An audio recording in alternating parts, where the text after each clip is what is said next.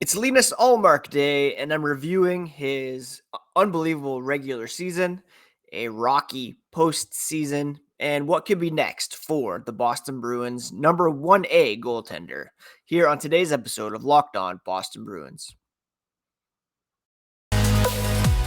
You're Locked On Bruins, your daily podcast on the Boston Bruins, part of the Locked On Podcast Network, your team every day.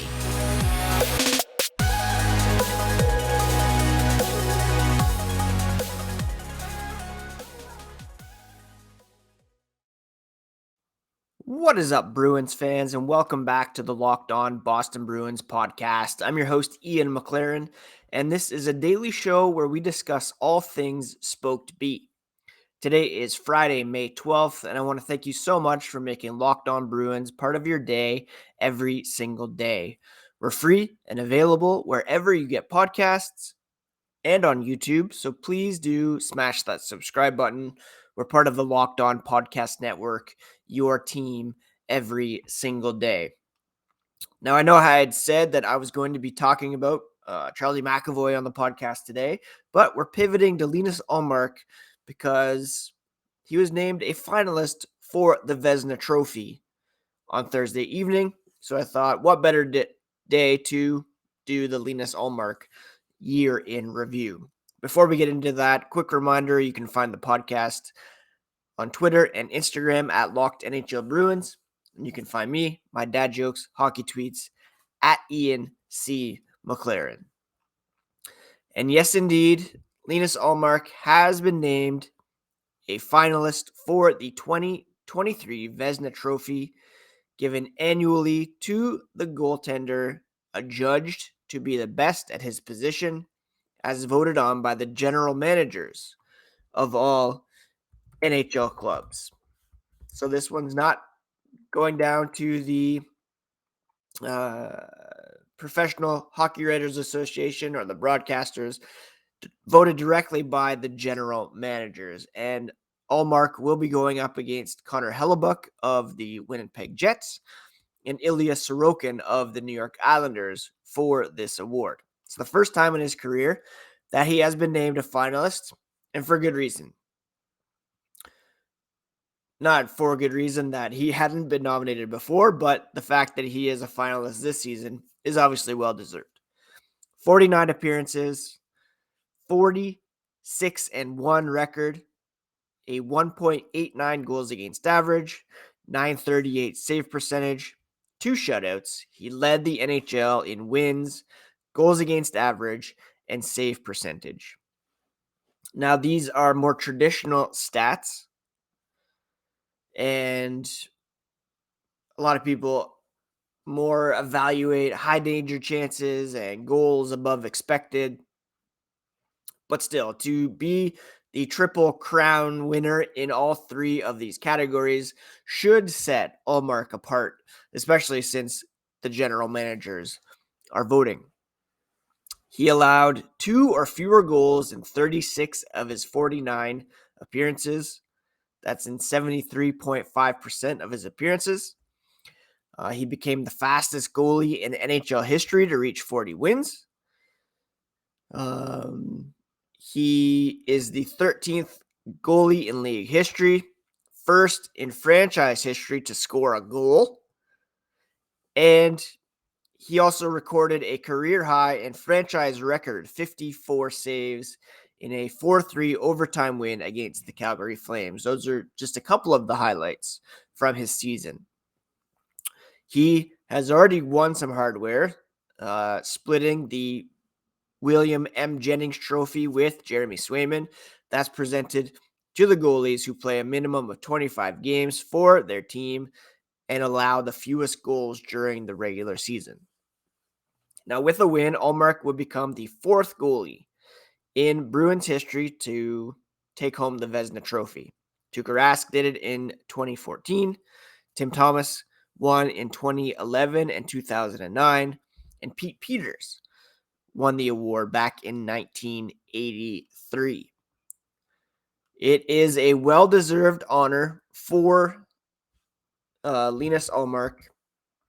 And again, the fact that he won all three of those categories or finished first in all three of those categories should be enough to get him the award. Yes, Connor Hellebuck, Ilya Sorokin are worthy opponents, and you can make a case for either of those guys in any other year to take home the trophy. Hellebuck finished second in total saves, 1,807. And Sorokin finished sixth at 1,699. Ullmark way down in 16th at 1,366. Now, that could be the only knock against him, is that he didn't carry as heavy a workload as his competitors. Those 49 appearances, in fact, put him in 18th among all NHL goaltenders this season. So the fact that he had a bit of an easier workload compared to Hellebuck, who co-led the NHL in appearances at 64 with UC Saros, who probably finished fourth in voting because he had an excellent season. Sorokin at 62, Ullmark way down at 49. So that could be the knock against him. But still, based on the minimums required to lead the league in these categories, he was far and away the best at his position. 938 save percentage. Philip Gustafsson finished second at 931, and then Sorokin down at 924. Hellebuck tied with Jeremy Swayman at 920. So when it's all said and done, this award should be Linus Ullmark's to lose, and I believe the awards will take place late in June, so we'll have a full recap of that. Coming up here in a moment, we're going to talk about what went wrong for Linus Ullmark this season and if there is room for growth. But first, a quick word about one of today's sponsors, which is eBay Motors. For a championship team, it's all about making sure every player is a perfect fit. It's the same when it comes to your vehicle. Every part needs to fit just right. Next time you need parts and accessories, head to eBay Motors because they have a guaranteed fit, and you can be sure every part you need fits right the first time around. Add your ride to My Garage, look for the green check to know the part will fit, or your money back. Get the right parts, the right fit, and the right prices on ebaymotors.com. Eligible items only, exclusions apply, and the eBay Guaranteed Fit is available only to U.S. customers, but it's easy to bring home a win when the right parts are guaranteed. Get the right parts, the right fit, the right prices on ebaymotors.com. Thank you so much once again for making Locked On Boston Bruins part of your day every single day. The podcast is free and available on your favorite podcast app. Everydayers can expect a continuation of the player reviews on Monday. That will feature Charlie McAvoy as we break down his season as well. Continuing on here with Linus Ullmark. What didn't go well, and what are the areas for growth? Well, Linus Ullmark, of course, experienced some pretty heavy regression in the playoffs. Now, we all expected that he would come back to earth at some point. The hope was that it would be maybe next regular season. His 938 save percentage was well above his 919 career average through 207 NHL appearances previously with the Buffalo Sabres. It's pretty impressive that his 919 save percentage came and the majority of his seasons were played in Buffalo. In the playoffs, however, his save percentage plummeted. He went 3-3 with an 896 save percentage. That's, down from 938 and he was pulled in favor of Jeremy Swayman for Game 7. The interesting thing here is that those playoff numbers were actually an improvement over last season. He appeared in 2 games against the Carolina Hurricanes with a .860 save percentage, allowing 8 goals on 57 shots. Here he allowed 20 goals on 192 shots. And then, of course, was pulled in favor of Jeremy Swayman for Game 7. Now, there were questions about whether he was battling injuries and perhaps where his head was at during the postseason. He wasn't very clear on it in his end-of-year media availability. He said, you know what? Here's the deal. Quote, we all go through things in life, and we all go through things when it comes to playoff times. We all battle our own things, whether it's mentally or physically. We all have our stuff. We all want to be out there and help the team to the best of our capabilities. Yeah, it's pretty evident I didn't play the way that I wanted to. Wasn't as good as I wanted to be, unfortunately, at the worst possible time. That's something I have to live with. And I'm just so grateful for all the guys in the room, in the medical room, in the organization, especially the guys in the medical room doing everything they can for us. They've been true warriors throughout the season. I fully respect everything that they have. The trust that we have for them is immense. They helped me throughout this whole season to keep me in shape. End quote. I've talked about this already, but there's a lot to unpack there. He obviously credits the guys in the medical room, meaning that he was in the medical room receiving treatment at some point. Was he completely forthright about how he was feeling?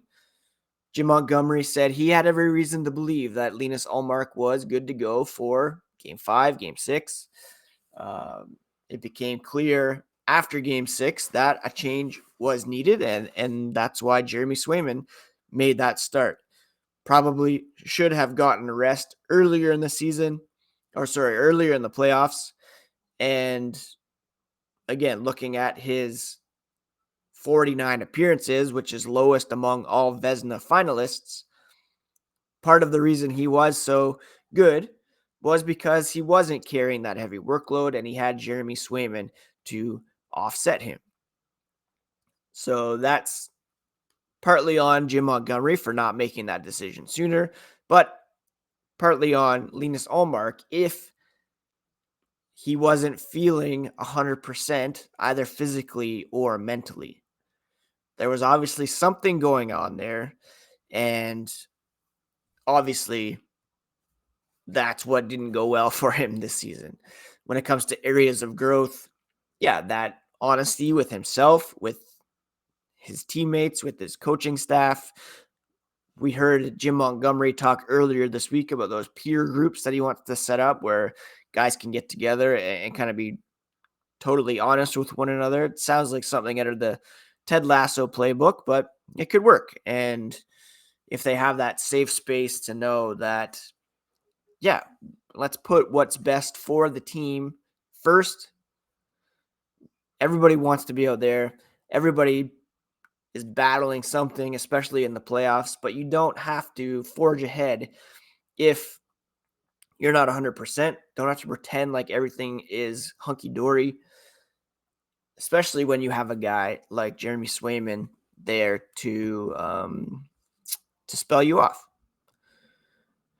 We all love the hockey hugs. We love the support that they show one another.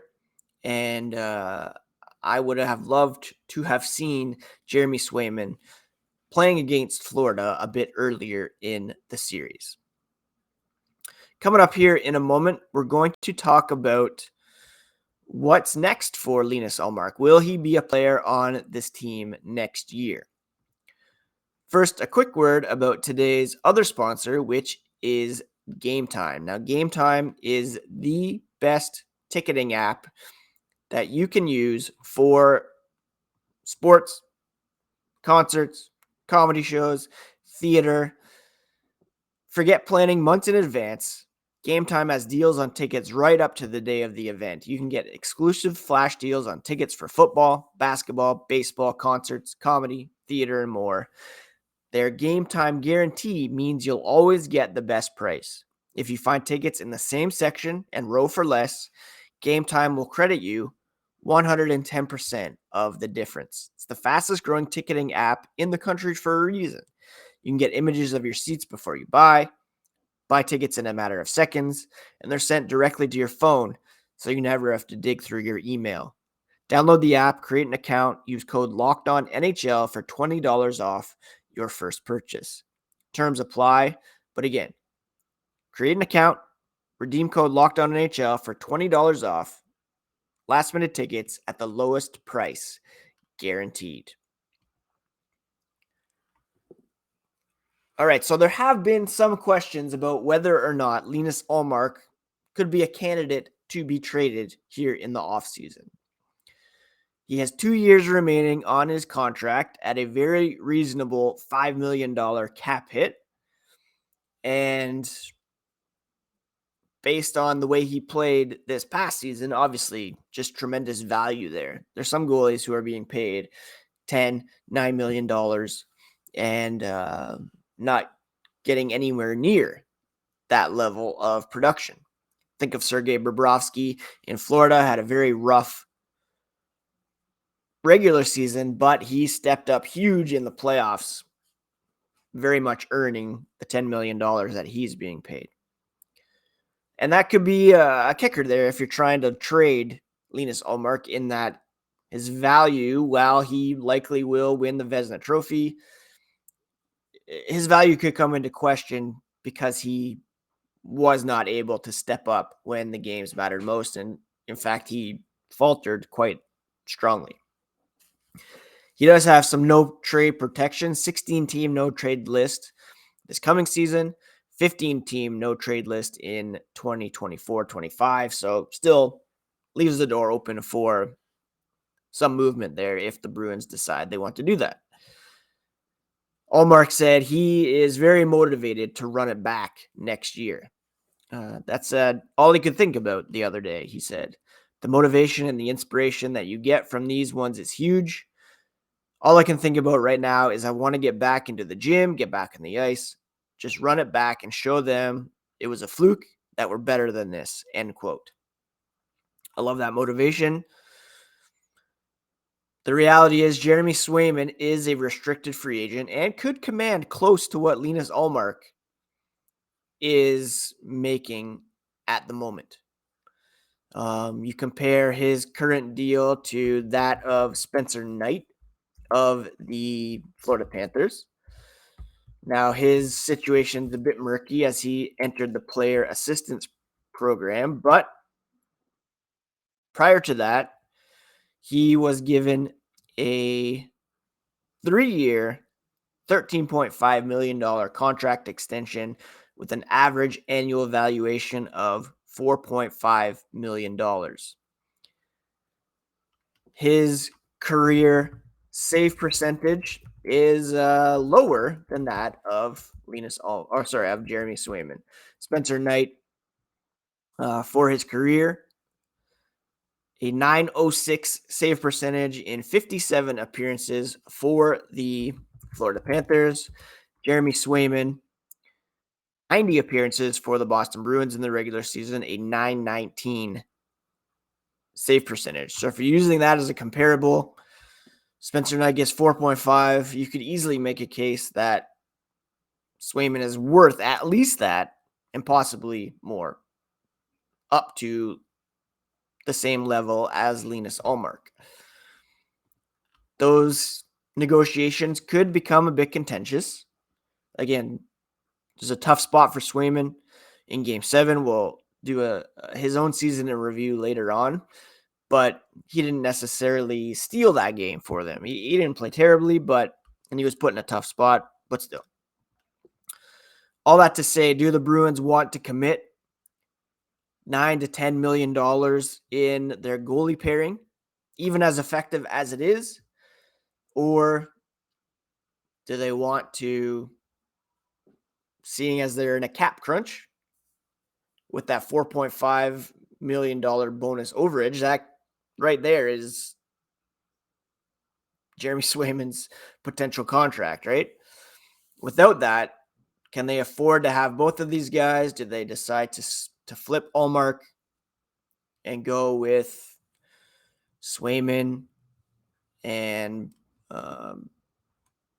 Brandon Bussey, or do they look to sign a veteran goalie on the cheap? There are quite a few goalies who will hit unrestricted free agency this summer. Most notably, Jonathan Quick, Semyon Varlamov, Frederick Anderson, Cam Talbot, Tristan Jarry, Alex Nedeljkovic could be an interesting name. He has dropped off a bit, but he was a Calder Trophy candidate a couple years ago.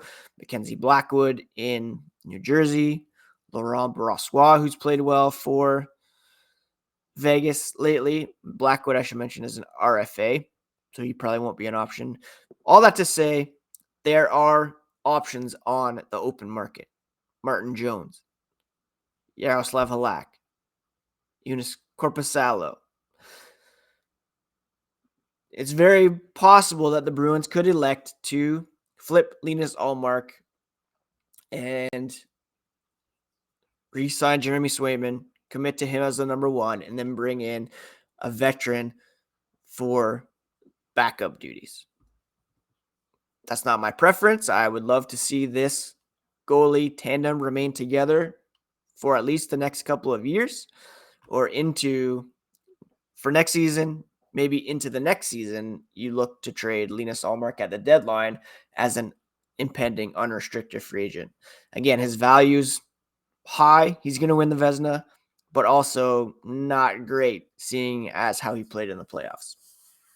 I have no idea where they're going to go, but you can make a case either way. That's it for today's episode, my friends. Linus Ullmark, a bit of an up and down season.